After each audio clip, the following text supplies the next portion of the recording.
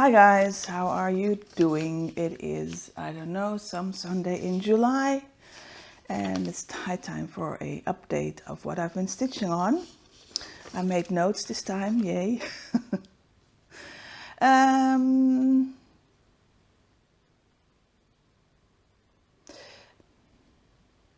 am considering putting up a picture.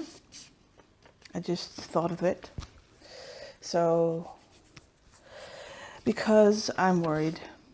I have been for quite a while, ever since I read Madeleine Albart's book about fascism and seeing what is developing in the United States. That is extremely worrying at the moment.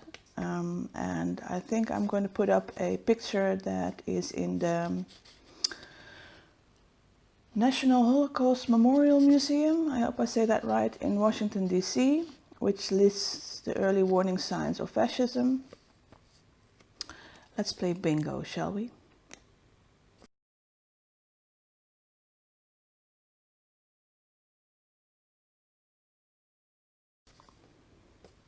Yeah.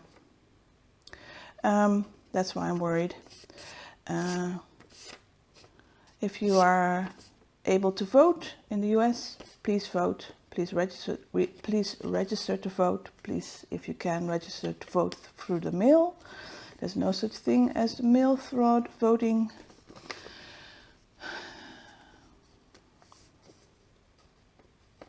Research people. Anyway, as I was saying, welcome. I hope you are well. Let's talk about stitching. I will do Abby's tag as well, and I'm going to talk about books and games and gifts and Dutch facts. It's been gone a while, but it's back. This time anyway. So, I have been stitching in a few stitch-alongs, including Diana Edith's Kismet stitch-along for her half-year birthday, Christmas in July sale. I've been working on some Christmas ornaments, and I finished 2 actually. That's a fun thing about small.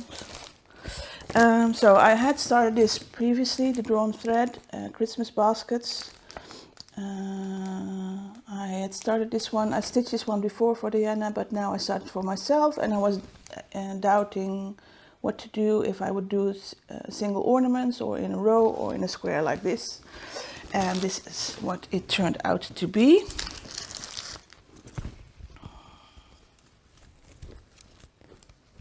A square.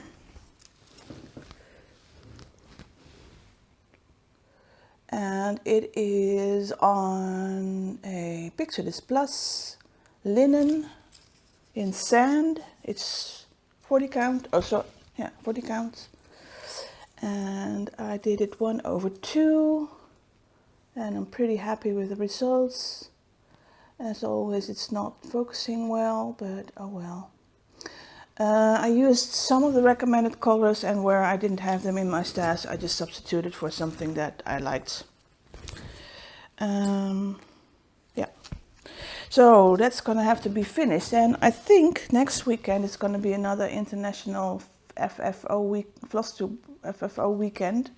So, and I have 2 weeks holiday planned starting next weekend, so might have to happen. Then the other thing that I finished is this. I bought this during my trip to the US last year, and I started it at the Stitch Fest retreat in Virginia. It is by La Di Da. It's called Rudolf. I really like it. I bought the fabric in the US. It is 18th Century Rook by R&R. It's a 40 count, and I used a Gloriana that I purchased there as well. This is antique black. That is an absolutely lovely color. It is a variegation of almost purpley black, dark brown. That's amazing. I really love this color. I wish I had used it in my Salem piece, but oh well. And this is my result. I started it in a direction that I wasn't really happy about, so I was thinking about restarting it in a different orientation on the fabric, but I couldn't be bothered in the end. So here's my finish. It's missing some details because I wanted to keep it monochromatic, and I went wrong with the order of some of the reindeer names, but who cares? Yeah, this is it.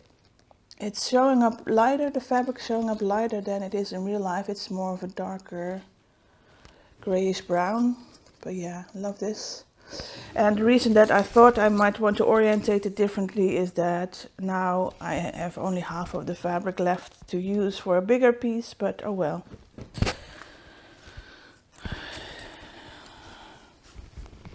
Not really a problem, I'd say. So, then I also stitched, I think, when we last spoke, I was still stitching on my boyfriend, which is Aboriginal Art, long neck Tortoise by Ross Originals. I had already stitched the fish, and he's going to be joined by the turtle. And here is where I'm at.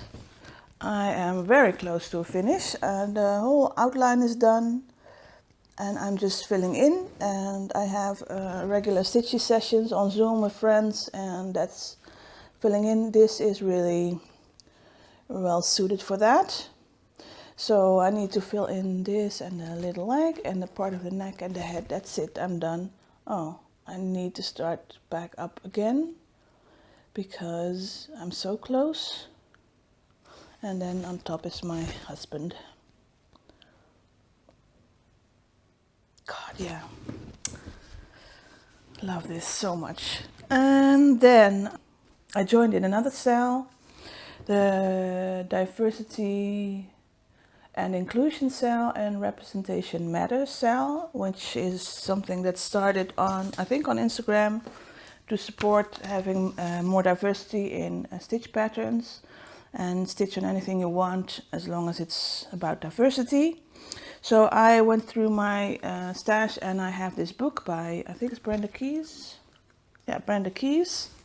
If you don't have it, go look for it. It's available secondhand, cheaply, I would say.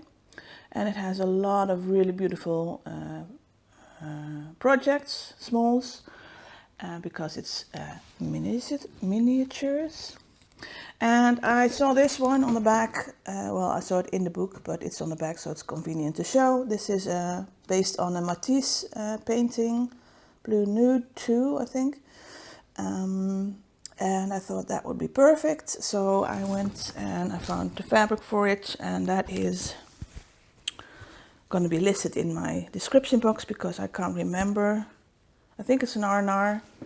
But here is where I am at. And it's becoming more obvious that this is a leg, and this is the other leg wrapping around, and this is her hand. So this is another piece that I like stitching on during the Zoom sessions because it's one color, and besides having to frog now and then because I missed a stitch or I put in a stitch too much, it's been really easy to work on it and chat at the same time. Yeah. So next time we speak, I think I might have a finish on the Aboriginal Art. And depending on how long it takes before I make a new video, I might also have a finish on that Matisse piece. So let's check my notes.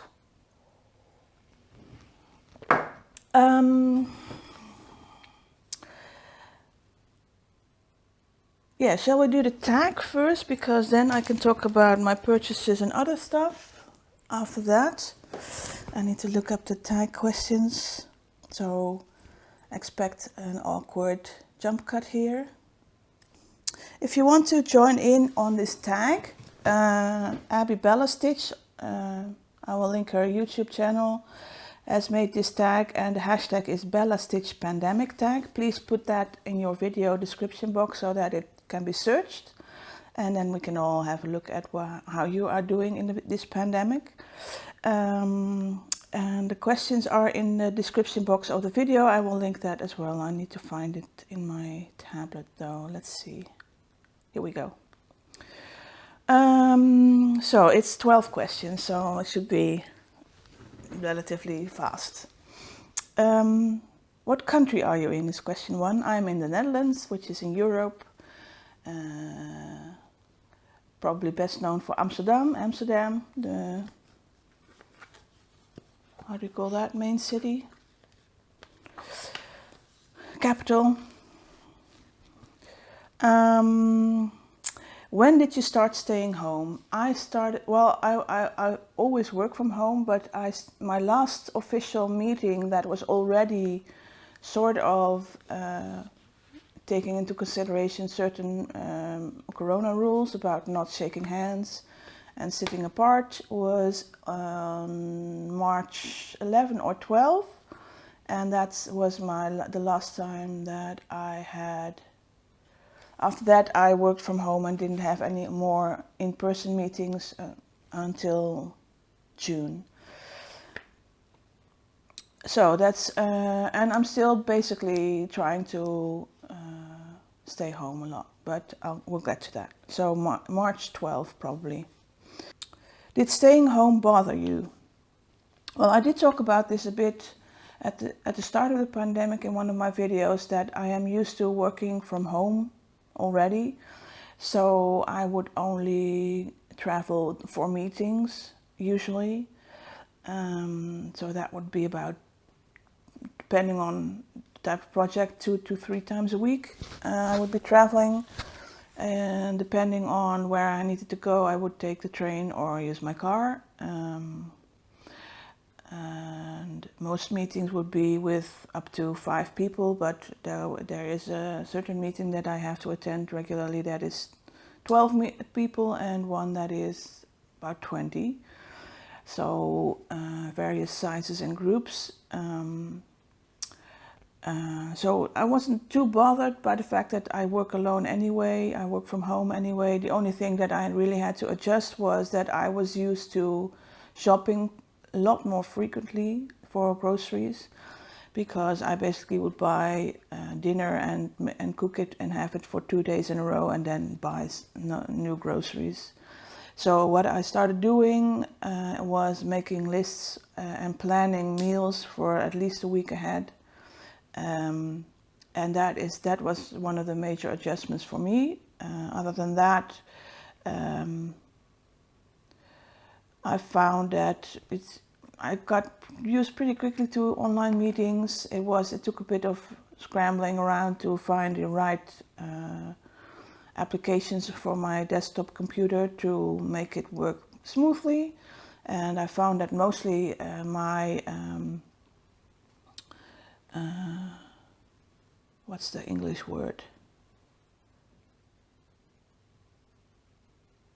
So the people that give me assignments they had more problems adjusting than I had, because they were usually not used to working from home, and they were also not equipped to work from home. And the organization is, because bigger organizations always act more slowly, it took more time for the organization to figure things out, like applications and online stuff.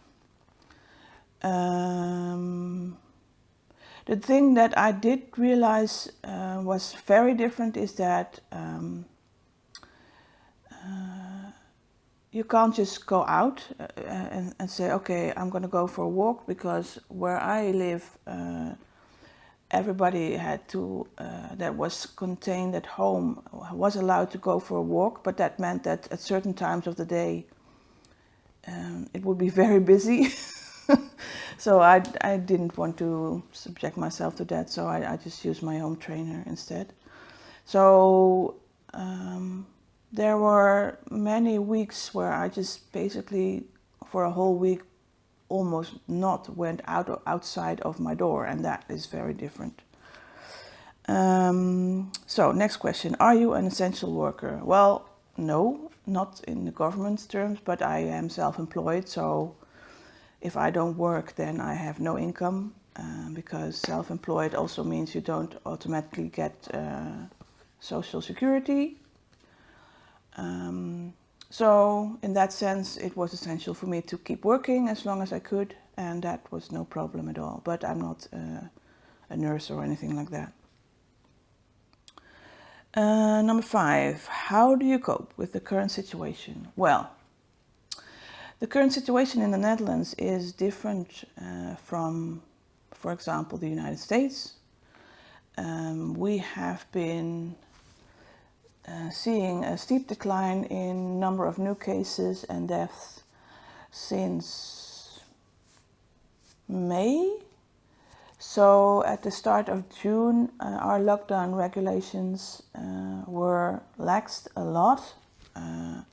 So that was why I was able to go on a short little weekend break with my direct family, because it was allowed again for households to interact safely at distance, but they could still interact.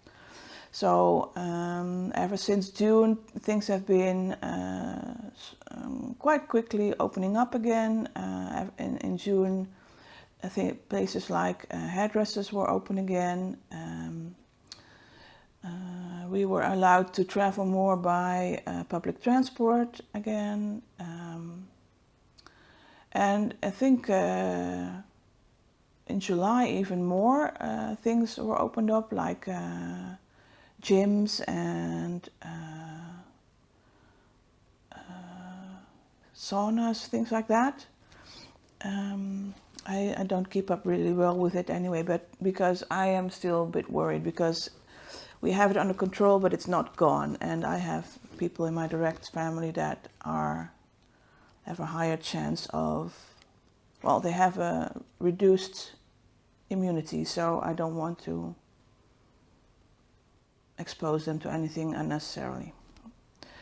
So I'm having a hard time adjusting to the fact that things are actually relaxing again, and everyone seems to be fine with that except for me. So yeah, but yeah.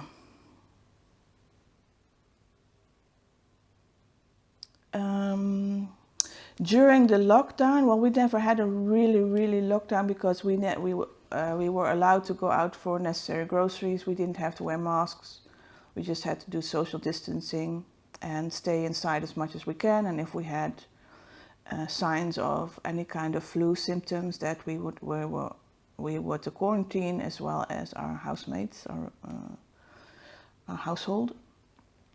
So I coped fine. I did notice that it was nice to pick up the Zoom sessions with my friends, because I was missing social interaction. And it did coincide with a recurring interest in cooking again. So I've been trying out new recipes and trying out pickling and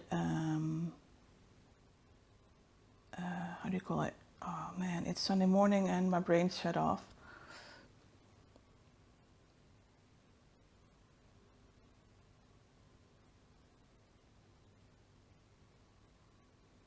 I'm looking at the thing, but I can't recall the name, so I'm just gonna put it somewhere here.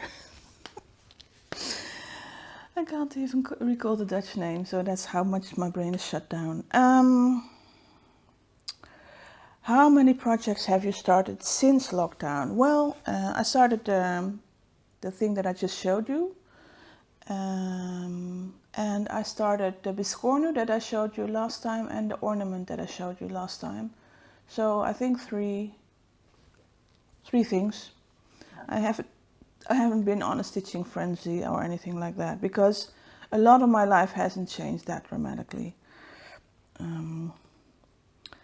Number 7, how many projects have you finished since lockdown? Well, 2 that I showed today, 2 that I showed previously, and I think I fully finished the Salem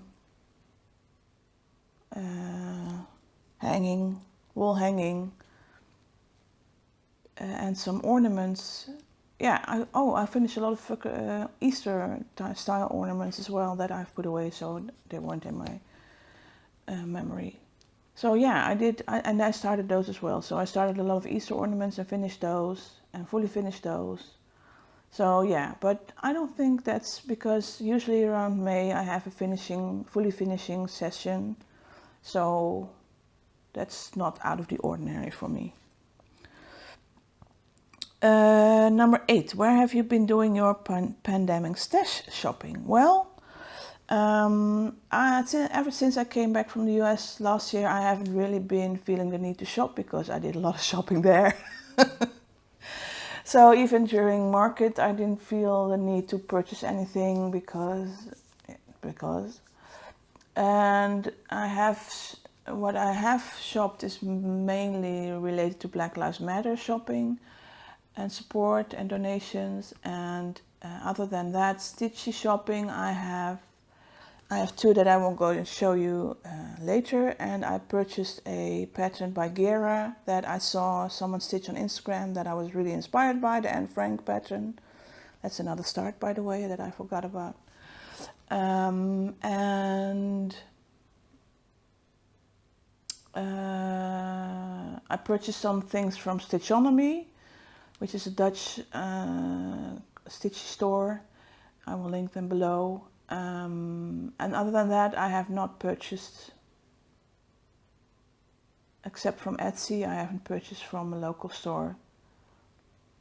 But again, also because I came back from the US with so much stuff that I kind of felt like I need to go on a bit of a stash diet this year. So that's what I'm doing anyway.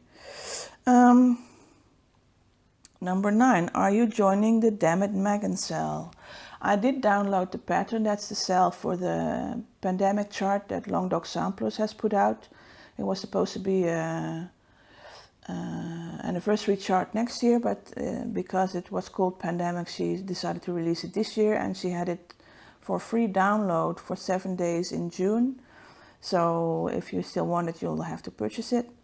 I have it downloaded, but I have no intention of starting that anytime soon because I still have Death by Cross Stitch in my whip pile and another Long Dog sampler, so I'm fine.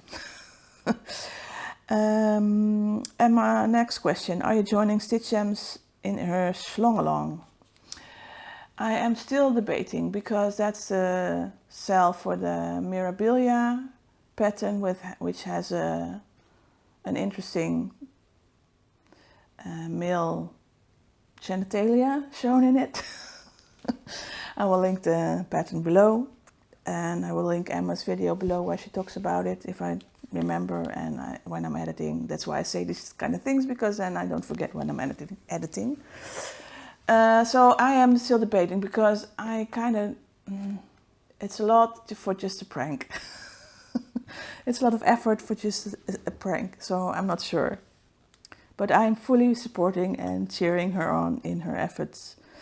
Number 11, what other sales have you joined? Well, as I have said before, I have joined the Diversity and Inclusion sale and the Representation Matters sale, the Christmas in July sale.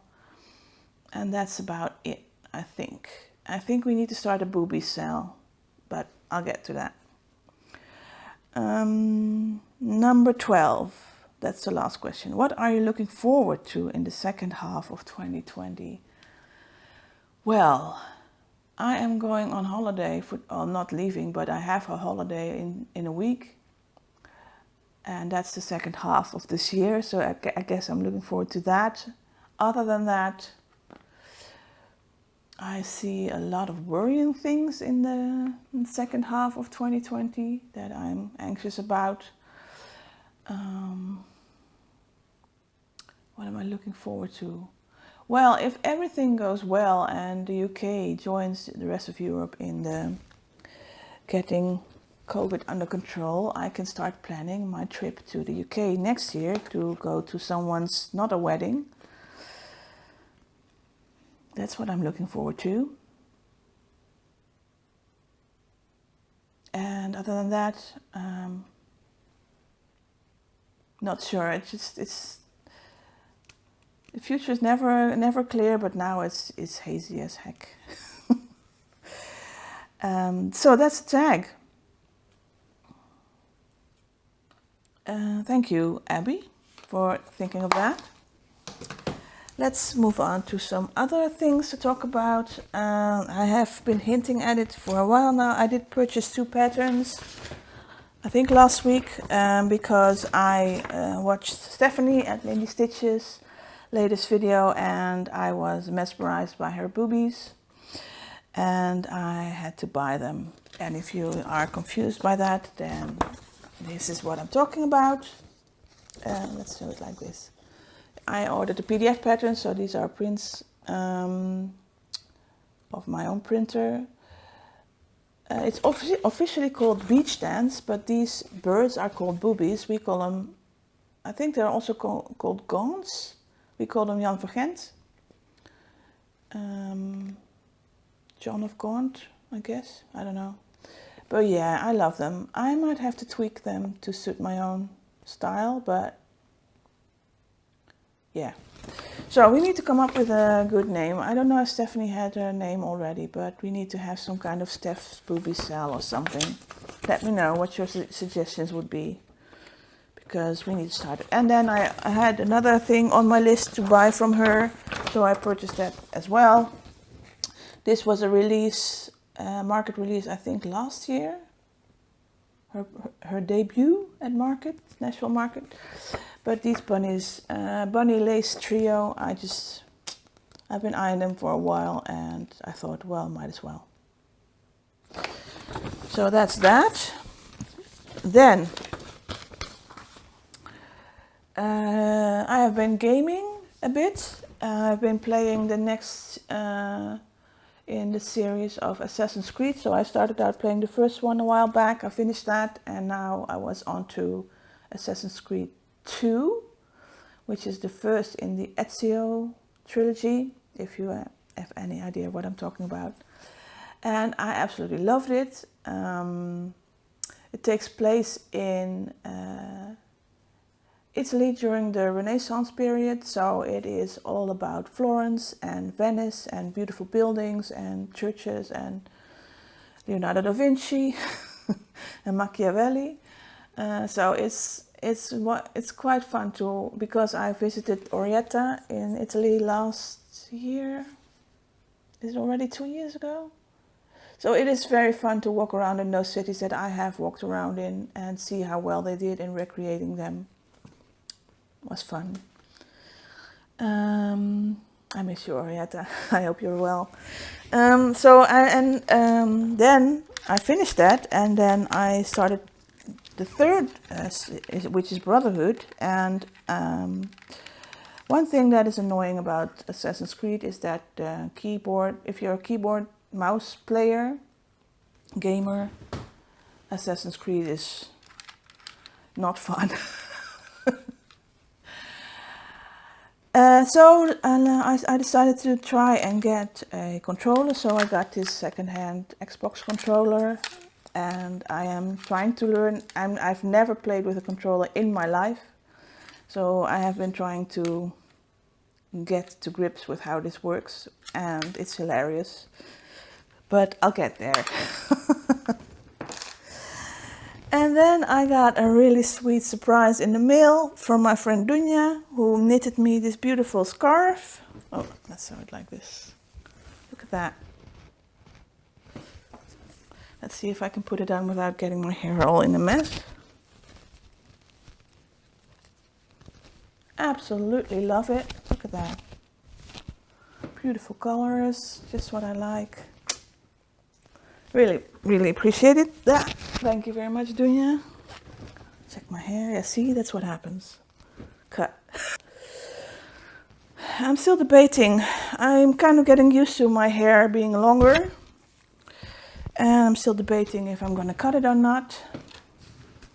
I looked in the mirror this morning and without the hairband, and I looked exactly like my grandma. And my grandma was a sweet person, but I don't want to look like my grandma. So I might have to cut it again. Yeah, let's see, what else? Oh, I've been reading. I need to talk about that. Oh, just checking. Yeah, I've been reading, and Denise put me on to Goodreads. Well, she introduced me to Goodreads, and I have joined. And if you want to look for me, I'm just a stitch too far on Goodreads. It's nice to have a place because I have Audible where I keep my wish list, but it's some books are not on audiobook, so excuse me. It's nice to have Goodreads and get recommendations for them from them as well. So I've been filling that up with my list of what I have read, but I am not going to fit because no, I'm not going to put all my books that I did read already on it, because that's like 4 bookcases of stuff, and I don't want to spend my time doing that. Maybe on occasion I will, but I did put in all from my 2 favorite authors, John Irving and David Mitchell. I put in what I read from those. But yeah, so what I have been reading, I finished reading Hallo Witte Mensen, which is a Dutch book.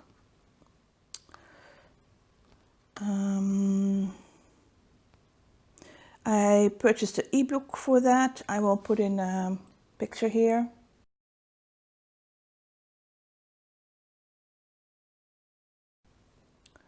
It is similar to White Fragility, but it's in Dutch by a Dutch author.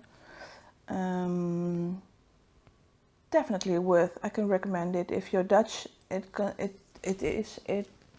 talks about some Dutch subjects that are relevant to Black Lives Matter and racism. And yeah, it helps to see what's going on here, I think. Then I am starting. The book is upstairs next to my bathtub because this is Slaven van Suriname, Anton de Kom, which is now in the bestseller list in the Netherlands, which is awesome. I started reading that, but because it's a physical book, I really need to make time to read it, because I can't just read snippets here and there, because then I just can't remember what I've read. So I read that when I'm in the bath, which means it's slow going, but it's still going.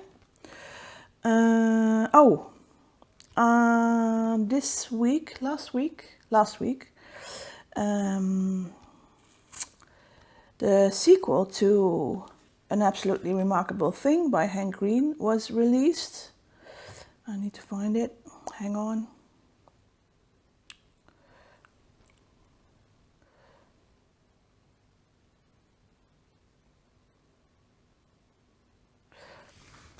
It is called A Beautifully Foolish Endeavor by Hank Green. It's a sequel to his first book. It's a young adult. It's fiction. It's sort of science fiction, but it also is very much about human interest and society and social media, which is very interesting. I really enjoyed it. I absolutely loved the first book. I anticipated this second book so highly that I wasn't that, how do you say it?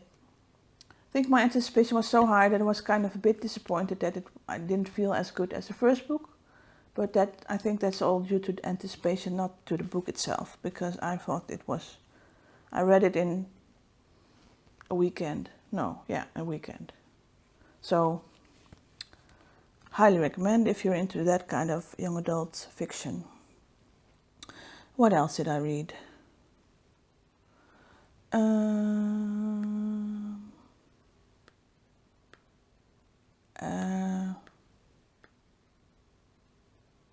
I don't think anything else. I've been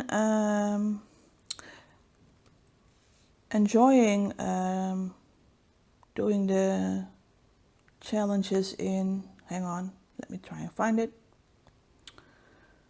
There's an Instagram account, Glow Graphics. I will link her below.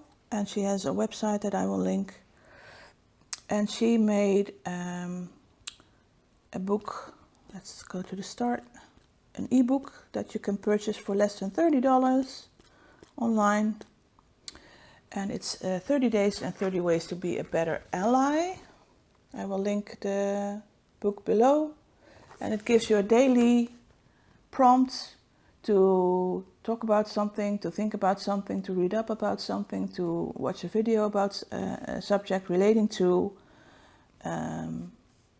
Black Lives Matter and civil rights movement and racism in general.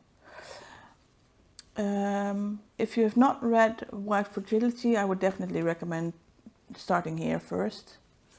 If you have read it, or you have read a lot of anti-racism books, some of the prompts may be things you've already heard about, but still it might be worthwhile for you to go through the whole book. I started on July 1st, so I'm on day 18, 19 now, so it's 30 days, so I'm more than halfway there.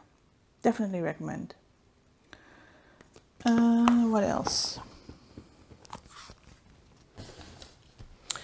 No, then the Dutch facts. I haven't been doing those in quite a while, and recent events have forced me to think more about Dutch history and read up more about Dutch history, and shamefully have to admit that I have not been educating myself properly on what has been going on in our past. So I just thought, let's share a bit of that in one of my Dutch facts today. The Netherlands is one of the countries that has been colonizing different parts of the world since the 17th century, I think. And in my memory, what I've learned about in school and seen about it, it almost always highlighted what we gained from it, in the sense of spice trade, tea trade, porcelain, silks, all based on economics, forgetting how the economic system actually functioned. That was not highlighted in my memory, at least. So I've been reading up on colonialism and the part the Dutch played in that. And frankly, I found a map showing all the Dutch colonies and trade centers in the time of slave trade or after. And basically I was shocked. And I decided to make two maps. I will show you first the map that is showing what I knew about Dutch trade centers and slavery or colonies existing from my own knowledge of history. That is coming up here.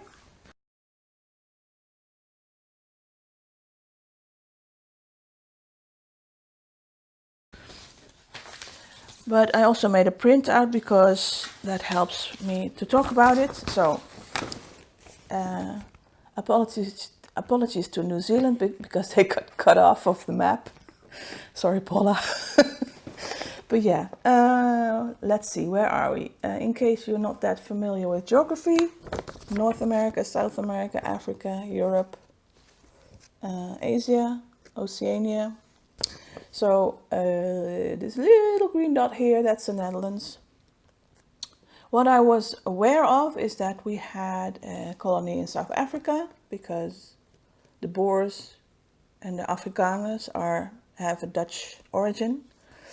That we had Suriname. Am I showing this? Yeah, I'm looking at this the other way. That we had Suriname, which is a Dutch colony. That we had a few islands in the Antilles, in the... What is that? It's not the Pacific, it's the Caribbean. We had, as far as I was aware, a trade post in Brazil, a small colony, and we had Indonesia, and we had a settlement somewhere here in Nova Zembla and Spitsbergen. And that is as far as my, oh yeah, and we had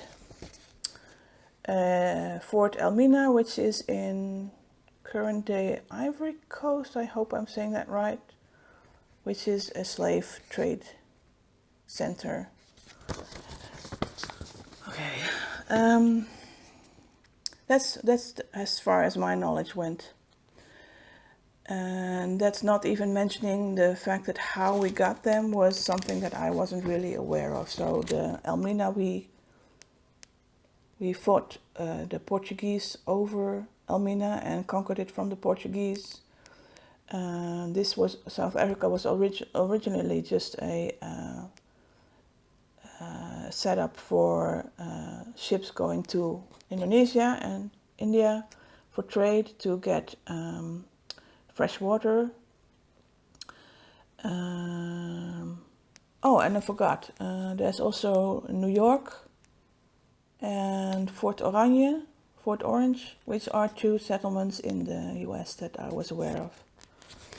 So now let's show you the map showing all the slave trade posts and the settlements and the colonies that we've had as a Dutch nation.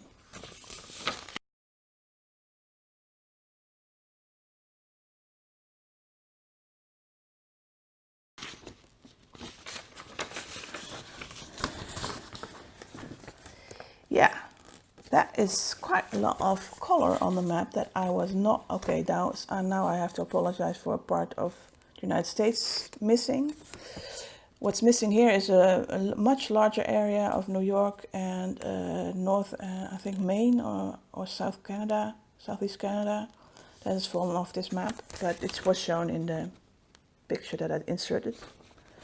But yeah, I was really shocked by this map because it shows a much larger area in Brazil that I was aware of. It shows that also Guyana.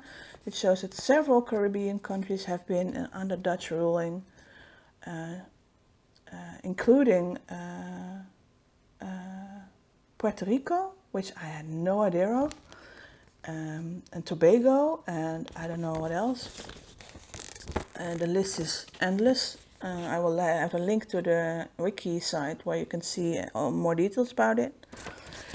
And then all these settlements along the coast of Africa, I had heard about that slave traders coming from the Netherlands to Elmina and then across to Brazil and Caribbean would stop off at points along the coast and pick up enslaved people.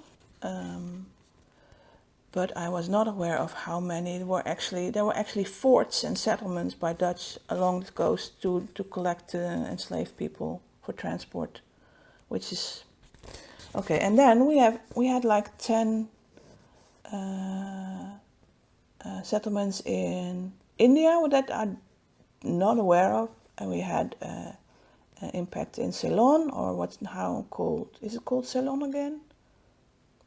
I'm sorry. It's hard to keep up. And then we had even in Saudi Arabia, Yemen, I think, or Oman. And we had Madagascar, which I was totally unaware of. And we had, oh, I forgot to mention that we had Decima in Japan. There was a settlement. But there apparently were 3 settlements there that I was not aware of. So yeah. We have over here, we have Chile, which I was completely blown away by this map. And I'm going to have to look into that. So I just wanted to share that with you. And I am curious, especially for the Dutch viewers, if you were aware of any of this. And if I'm the only one that just was completely blinded by my own white privilege. Or if this is the first time you've heard about this too. Let me know. We need to improve our education. So,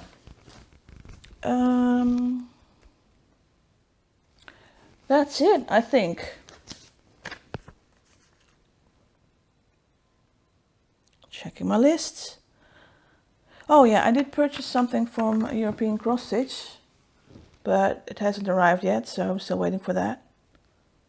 But other than that, nothing really to report. I hope you're all well. Wear a mask. Black Lives Matter. Watch out for fascism, people. It's coming. It's here. See you in probably 2 weeks, 3 weeks, because that's my holiday, so might have time for a video. If not, then see you later. Bye, guys.